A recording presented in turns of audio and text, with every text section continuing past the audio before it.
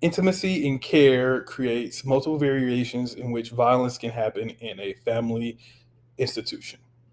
One of these ways is elder abuse, which is violence against elderly people who need care from the younger people in the family. Another variation is towards the children who obviously need care from the older people in their family. And the last form is between partners. This could be spouses cohabitating or just sexually romantic or romantic partners, either in the present or in the past.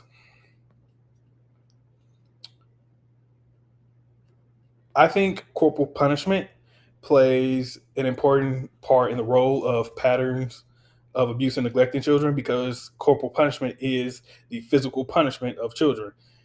I think it plays an important role because of how corporal punishment is seen as sometimes, as some people see it as something that is acceptable because of the amount of discipline that they wish to give their children and seeing that as an acceptable way of instilling this type of discipline. But I think there's always going to be a line in which people think that corporal punishment should end at and that abuse will start at. And I think that is the most important part that plays in the patterns because of where that line is what and what different cultures and societies say where that line should or should not be. There are several factors that go into classifying intimate partner violence. That is small, repeated, but not escalating violence will be seen as common couple violence. Violence that's small, repeated, and escalating and done from control in the relationship is classified as intimate terrorism. And while no level of intimate partner violence is supported or accepted, intimate terrorism is particularly harmful as it is more likely to cause serious injury and psychological abuse. Then there's obviously violence that comes about as retaliation or defensive effort to either protect themselves or to prepare themselves to leave the relationship.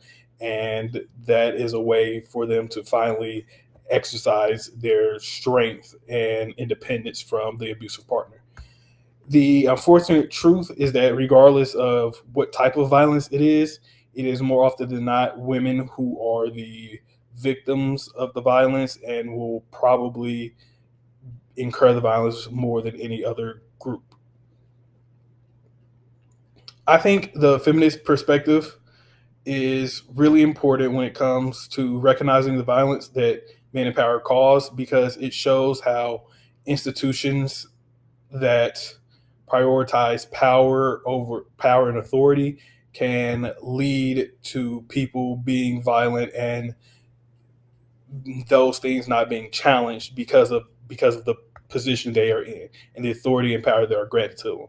And I think the feminist perspective does a really good job on focusing not on the violence itself, but on the societal structures that allows the violence to occur and not be tested against.